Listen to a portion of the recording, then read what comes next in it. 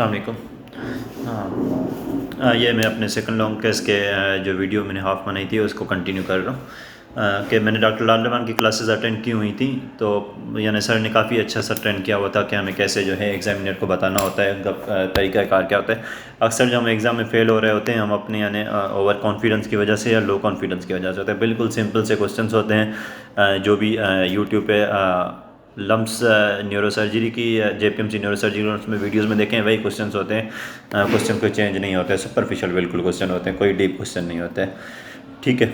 अच्छा, उसके बाद उन्होंने कहा कि अब आप कौन सी इन्वेस्टिगेशन कराएंगे, तो मैंने कहा कि sir I will do MRI cervical spine without and with contrast. ठीक है। उसके बाद जो है बेल रिंग हो गई थी। फिर दूसरे एग्जामिनर के पास मेरी वीडियो आई थी। जो ये एग्जामिनर था इसने मुझे काफ़ी ज़्यादा यानी कन्फ्यूज़ भी किया था, परेशान भी बहुत किया था और सच में मुझे यानी पसीने भी आ रहे थे।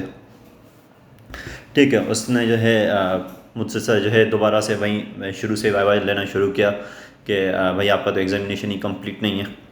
ठीक है। आपने नेक पे जो है एक तरफ पे देख लिया, दूसरी साइड पे आपने नेक के देखा ही नहीं है। ठीक है। अच्छा, मैंने कहा कि सर मैंने एक तरफ देख लिया था उसमें कुछ और नहीं है। तो उसने कहा कि दूसरी तरफ देखो। हालांकि दूसरी तरफ मैंने देखा कि कोई पिगमेंटेशन टाइप थी, उसकी कोई सिग्निफिकेंस थी नहीं, जैसे कोई निशान था, उसकी कोई सिग्निफिकेंस नहीं थी। उसने कहा ये आपने नोट नहीं किया, ये आपने नहीं बताया। ठीक है। उसके बाद फिर उसने कहा कि आपने जो है क्रेनियल नर्व्स कंप्लीट नहीं की, वह आपने 12th क्रेनियल का, मैंने कहा सर वो मैंने कर ली थी, तक नर्व्स मेरी हो गई थी। ठीक है। फिर उसने कहा कि आपका फंडोस्कोप भी काम नहीं कर रहा था। ठीक है। फिर फंडोस्कोप पे उसने वो काफ़ी मुझसे बहस की। ठीक है। उसके बाद जो है फिर उसने कहा कि चलें बताएं आपने सर्वाइकल स्पाइन में जो है वो किया है, तो आप क्या कह रहे हैं कि नियोप्लास्टिक है या डीजनरेटिव है। मैंने कहा सर मुझे जो है डीजनरेटिव लग रहा था। तो उसने कहा आपको लग क्या रहा है कि डीजनरेटिव है या नियोप्लास्टिक है। वो कोई एक चीज़ सुनना चाह रहा था। मैंने कहा सर डीजनरेट मैं टॉप पे डीजनरेटिव रख रहा हूँ, लेकिन नियोप्लास्टिक को भी मैं रूल आउट नहीं कर रहा। तो उसने कहा कि आप न्यूप्लास्टिक क्यों कह रहे हैं। मैंने कहा sir because I have not seen any imaging investigation, so I am not sure whether it is the neoplastic या वो।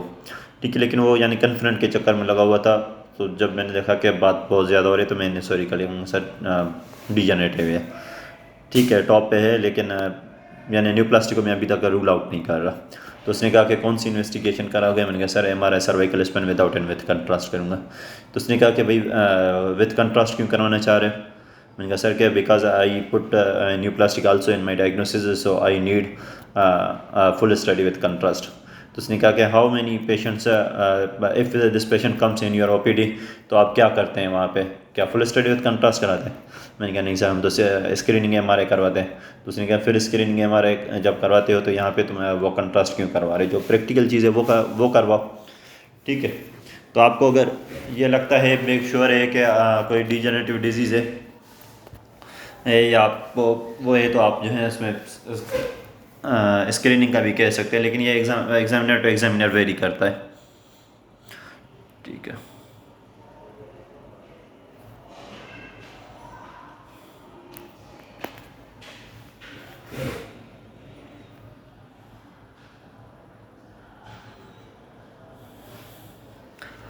ठीक है, सॉरी। तो उसके बाद जो है उसने मुझसे वो पूछा। उसके बाद जो है फिर उसने सर्जिकल ऑप्शन, उसने कहा कि how will you treat the patient.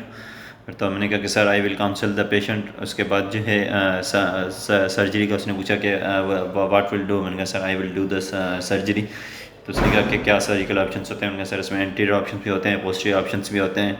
Anterior में क्या होता है। मैंने कहा सर एंटीरियर में स्पेशल में मैं जो है ACDF करूँगा।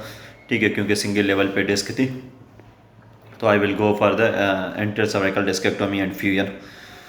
ठीक है। उसके बाद जो है फिर उसने सर्जिकल स्टेप्स पूछे, कॉम्प्लिकेशंस पूछी। फिर उसने रीसेंट एडवांसमेंट का पूछा। तो रीसेंट एडवांसमेंट मुझे वो डॉक्टर वकास की वो सारी वो प्रेजेंट, क्योंकि उसने जो मेरे कुलीग थे डॉक्टर वकास मुगीस, उसने बहुत मुझसे जो है बहुत सारी सर्वाइकल डिस्क पे लॉन्ग केस करवाए थे। और जब हम प्रैक्टिस कर रहे होते तो मैं हमेशा जो है ना डायग्नोस नहीं कर पाता था और मेरा वो लॉन्ग केस फेल ही होता था। तो very thankful to doctor Waqas Mughees Rajput, क्योंकि उसने मुझसे यानी यक के बाद एक जो है बहुत सारे सर्वाइकल डिस्क केसेस करवाए। और उसने कहा कि मैं तुम्हें तब तक करवाऊंगा जब तक तुम यानी इसमें फुली कॉन्फिडेंट नहीं हो जाते। और सच में वही डिस्क आई और मैंने उसे वो बताया। फिर वो आर्टिफिशियल डिस्क का बताया। ठीक है। फिर सर्जिकल कॉम्प्लिकेशंस वगैरह पूछी, बस उसके बाद बेल रिंग हो गई थी। और जब मैंने उठ रहा था मुझे लग रहा था कि इस बार मेरा नहीं होगा, क्योंकि उसने मुझे बहुत ज़्यादा यानी वो किया था, ठीक है। लेकिन अल्हम्दुलिल्लाह शाम को फिर वो ईमेल आ गई थी कि you have cleared your exam, so be confident. It's 30 minutes.